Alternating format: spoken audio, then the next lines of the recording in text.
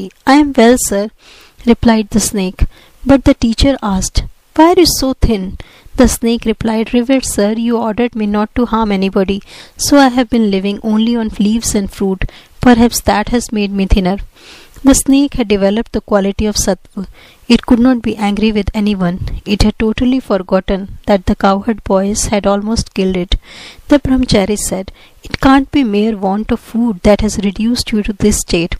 There must be some other reason. Think a little. Then the snake remembered that the boys had dashed it against the ground. It said, Yes, revered sir. Now I remember, the boys one day dashed me violently against the ground.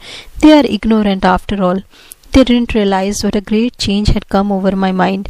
How could they know I won't harm or bite anyone? The brahmachari exclaimed, What a shame! You are such a fool. You don't know how to protect yourself. I asked you not to bite, but I didn't forbid you to hiss. Why didn't you scare them by hissing? So you must hiss at wicked people. You must frighten them lest they should do you harm. But never inject your venom into them. One must not injure others. In this creation of God there is a variety of things. Men, animals, trees, plants. Among the animals some are good, some bad. There are ferocious animals like the tiger. Some trees bear sweet fruit as nectar, and others bear fruit that is poisonous. Likewise among human beings there are the good and the wicked, the holy and the unholy. There are some who are devoted to God, and others who are attached to the world. Men may be divided into 4 classes: those bound by the fetters of the world, the seekers after liberation, the liberated, and the ever-free.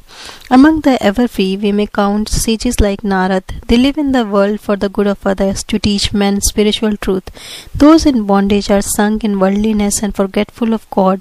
Not even by mistake do they think of God. The seekers after liberation want to free themselves from attachment to the world. Some of them succeed and others do not. The liberated souls such as the sadhus and mahatmas are not entangled in the world, in women and gold. Their minds are free from worldliness. Besides, they always meditate on the lotus feet of God. Suppose a net has been cast into a lake to catch fish. Some fish are so clever that they are never caught in the net. They are like the ever-free, but most of the fish are entangled in the net. Some of them try to free themselves from it, and they are like those who seek liberation. But not all the fish that struggle succeed. A very few do jump out of the net, making a big splash in the water. Then the fishermen shout, Look, there goes a big one. But most of the fish caught in the net cannot escape, nor do they make any effort to get out. On the contrary, they burrow into the mud with the net in their mouths and lie there quietly thinking, We need not fear any more. We are quite safe here. But the poor things do not know that the fishermen will drag them out with the net. These are like the men bound to the world. The bound souls are tied to the world by the fetters of woman and gold. They are bound hand and foot, thinking that woman and gold will make them happy and give them security. They do not realize that it will lead them to annihilation. When a man thus bound to the world is about to die, his wife asks, You are about to go, but what have you done for me?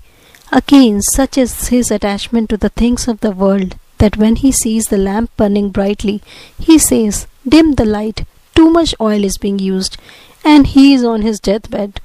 The bound souls never think of God. If they get any leisure, they indulge in idle gossip and foolish talk, or they engage in fruitless work.